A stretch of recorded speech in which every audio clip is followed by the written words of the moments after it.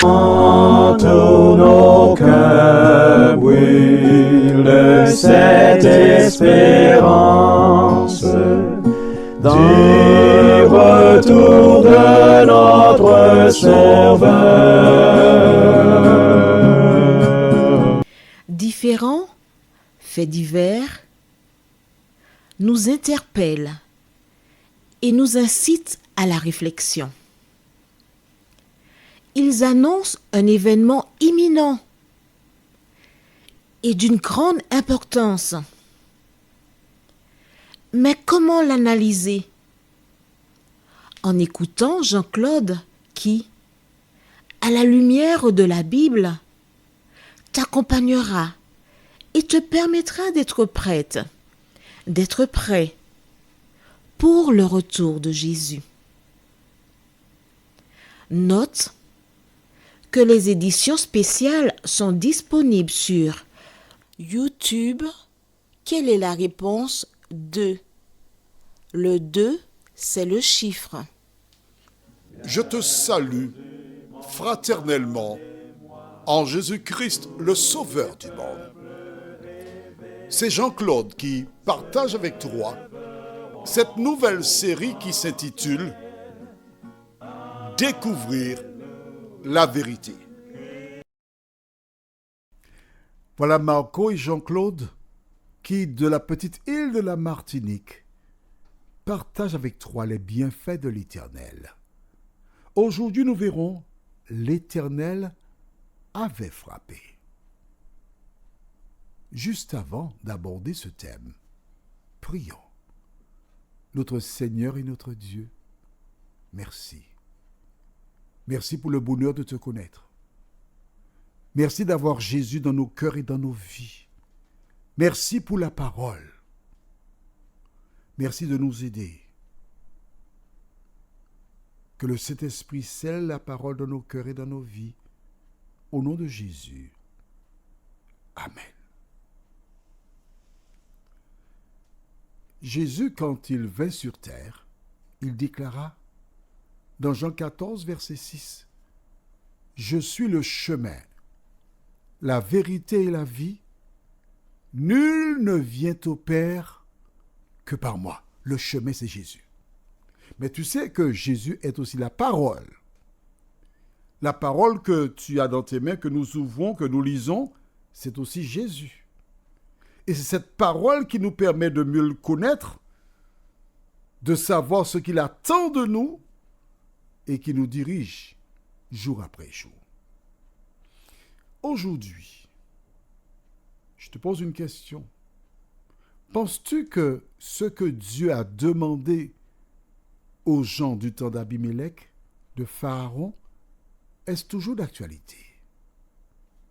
Selon toi, tu n'as pas la réponse? Je te suggère de lire Malachie 3, verset 6. La première partie qui déclare « Car je suis l'Éternel, je ne change pas. » D'accord? Donc, si l'Éternel ne change pas, j'ai mis ici, mais tu sais qu'il ne change pas. Qu'est-ce qui te reste à faire? De suivre l'exemple tracé qui se trouve dans la parole. C'est aussi simple que cela. Hein? Alors, nous lisons aujourd'hui dans Genèse 20, versets 17 et 18. Mais note bien, pour que tu comprennes Genèse 20, 17 et 18, je lirai à nouveau pour toi le verset 14 et 15. Abimélec prit des brebis et des bœufs, des serviteurs et des servantes, et les donna à Abraham. Et il lui rendit sa femme. Abimélec dit, « Voici mon pays est devant toi, demeure où il te plaira. » Pourquoi Abimélec a-t-il agi de la sorte? Dis-moi. Pourquoi? As-tu la réponse? Lisons le verset 7, toujours du même chapitre. Il faut que tu comprennes ça, c'est fondamental. Maintenant, voilà ce que Dieu a dit à Abimélec. Maintenant, rends la femme de cet homme, car il est prophète. Il priera pour toi et tu vivras. Mais si tu ne la rends pas, sache que tu mourras, toi et tout ce qui t'appartient. Dieu a demandé à Abimelech de faire une seule chose. Rends la femme.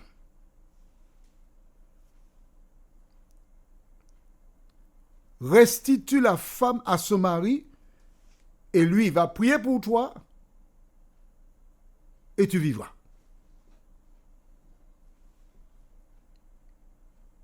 Lorsqu'Abimelech appelle Abraham, que se passe-t-il? Il pose simplement une question à ce dernier. Verset 10. Et Abimelech dit à Abraham, quelle intention avais-tu pour agir de la sorte? C'est ça la question qu'il pose. Il n'a pas dit à Abraham, Dieu m'a dit dans un songe que je dois te rendre ta femme et toi tu pries pour moi. Il n'a pas dit ça.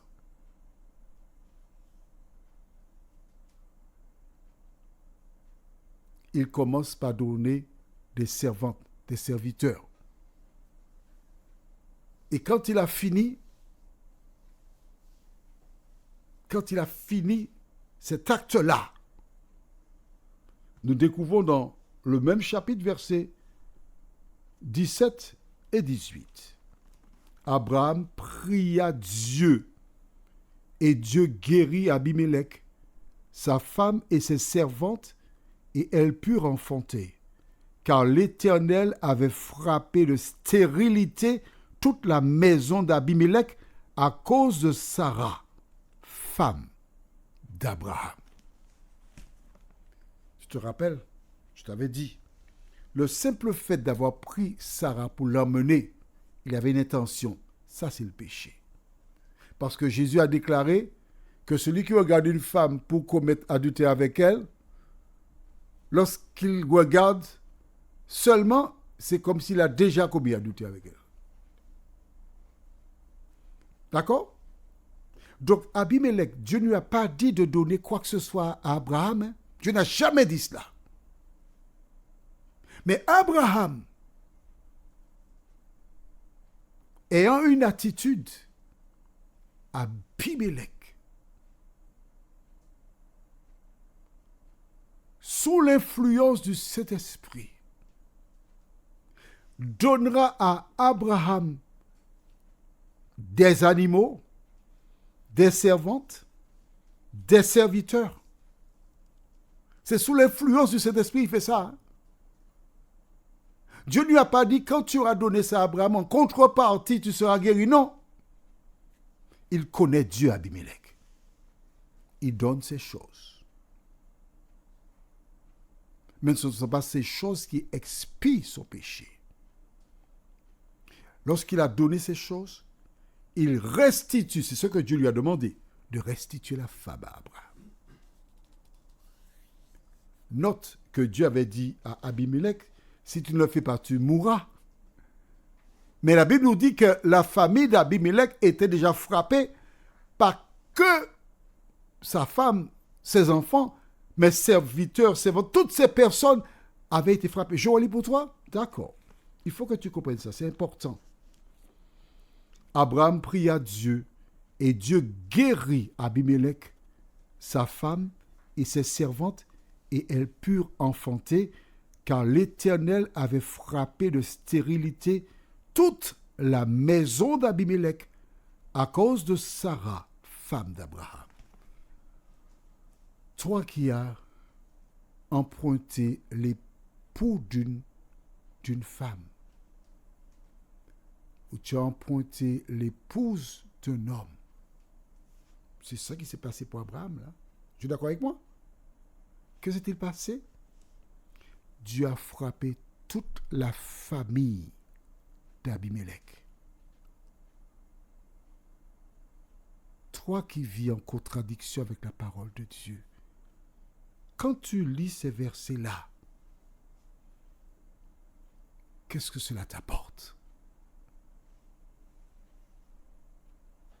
C'est un homme, Abimelech. Mais voici toute sa famille qui est frappé d'une plaie. Ils sont devenus stériles. Mais dans d'autres circonstances, il y a des personnes qui font des accidents, des personnes qui meurent, des personnes qui sont handicapées, des personnes dont les foyers explosent. Pourquoi? À cause du péché. Alors Geneviève, Jean-Pierre,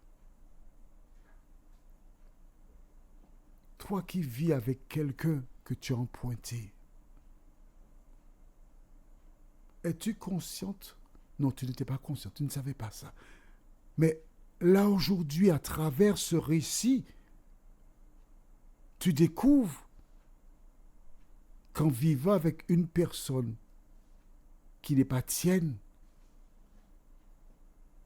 tu peux apporter des maux, des blessures sur l'ensemble de la famille. Je sais que tu ne savais pas. Oui, je le sais. C'est pourquoi Dieu m'inspira pour commencer par ce thème de la Genèse, afin que tu apprennes à connaître le Dieu créateur des cieux et de la terre et que tu vives en conséquence. Tu vois bien que, je me répète, le ton que j'utilise, c'est pour te parler, non pour t'agresser. Que penses-tu de ce que tu lis? Tu te rappelles hier, je t'avais dit que en l'âme, il te faut dire à cet homme qu'il doit partir. En l'âme, il faut dire à cette femme qu'elle doit partir. Il faut le faire. Car la malédiction qui s'est abattue sur Abimelech et sa famille, elle peut aussi s'abattre sur toi et ta famille. Est-ce là ton désir? Non. Mais attention, attention. Je ne voudrais pas que tu te culpabilises. Je ne voudrais pas non plus que si quelqu'un meurt dans ton entourage, que tu dises, bon, c'est à cause de moi. C'est ce que demande le diable. Et que tu te dises que c'est fini pour toi. Non. Si tu m'entends là maintenant, et tu as compris tout ce que j'ai dit, tu es exactement comme le larron sur la croix, qui n'avait pas de porte de sortie, mais qui s'est tourné vers Jésus et dit, Seigneur, quand tu viendras dans ton règne, souviens-toi de moi. Aussi longtemps que tu es en vie, la porte de la grâce est ouverte pour toi. Mais attention, Proverbe 28:13 te dit, celui qui cache ses transgressions ne prospère point, mais celui qui les avoue et les délaisse, il te faut délaisser. Obtiens miséricorde. Prions. Seigneur, merci pour la parole qui nous montre comment Abimelech a souffert à cause d'un choix. Un grand nombre de personnes dans le monde souffrent encore aujourd'hui à cause de choix similaires. Merci d'ouvrir nos yeux et de nous conduire au nom de Jésus pour ta gloire éternelle. Amen. Que l'Éternel continue de te faire du bien.